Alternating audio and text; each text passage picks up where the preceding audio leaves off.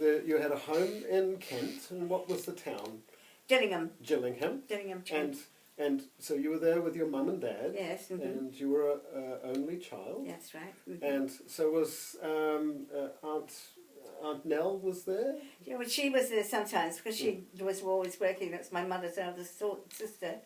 And she was like my aunt that she looked after me and took me places. She was the most amazing lady. Yes. So 6 foot tall, and when I met her, she could still break an apple with her bare hands.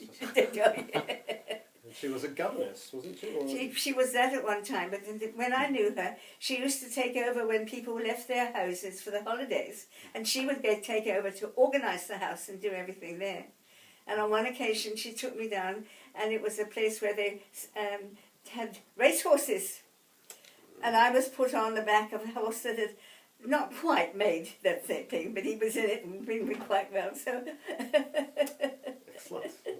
Yes, indeed. Yes. So you were born in 1928. Yes. So if you were 6 and down in the country, that's be about 34. Yes, that's right. And where do you remember in the country where it was?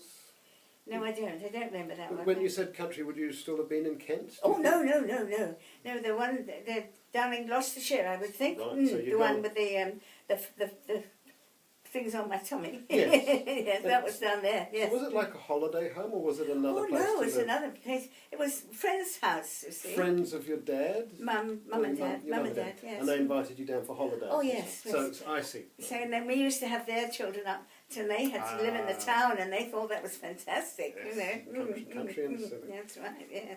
And so that's, and then Grandpa, is it Albert? What was your father's name? Albert. Yes. And your mum was, what's your mum's name? Oh, golly. Yes, it'll come back to me. Anyway, but so Grandpa Albert, he had to go to Malta to work on the docks and the electrification. That's right, yes, because they were putting electric everywhere. And we lived inside the dockyard in a rather nice place, just on the skirts of it. And it was galley slave prison, a person's house, and in the middle of the big inside the house, the hallway, there was the 2 hooks they used to hang them, and so the places where they used to put them on and to slash them. And then in Dad's little place around the corner where he kept all his things, it was where they kept them. It was like a jail. So you lived in a jail, yeah, I see. No, not quite. Galley slave jail. And Mum's got various photographs from that time, and of course it's before the Second World War. So all the buildings that were completely demolished by the German bombers in the Second World War were sort of there, and this various stuff. They were about that thick walls, and that kept us cool. And we did have fans because we had electricity, and it was very hot. And I had to walk an awful long way to the dockyard school, and but we went through the dockyard and walked up. I think it was 200 or something steps, because we had not roads with many steps. And I remember on one occasion I came home crying, just saying that I'd been put in somebody else's class, and she used a black roller and used to bang you on your hands to do it. And I was terrified I was doing that, because I wouldn't be able to do anything I wanted to do.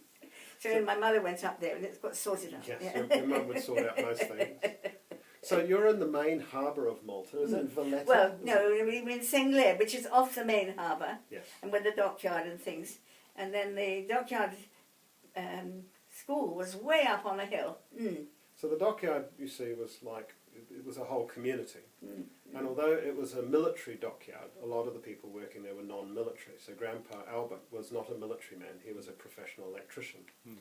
And so, which were rare in those days. And of course the electrification process of the British naval dockyards, which he was involved in there, continued around the world. And so later Mum went to look after her father, who was in Cape Town? That's right, Simonstown. Simonstown were doing exactly the same thing in South Africa. So in Malta, you were there in 37, so that's not, if you were born in 28, that makes you 9 or 10. That's right. And And was that where Harry turned up? No. Harry was always down in the Cotswolds. Harry was a friend of Gran's, and she was in service too, you see, and he is a gardener, and so she knew him very, very well. So he became a sort of member of our family always. I inherited a whole lot of cigarette cards from him, actually. But including one that shows the H-101 airship, the British airship, and then he's written on it in ink, "This burst into flames and blew up in whatever year it was."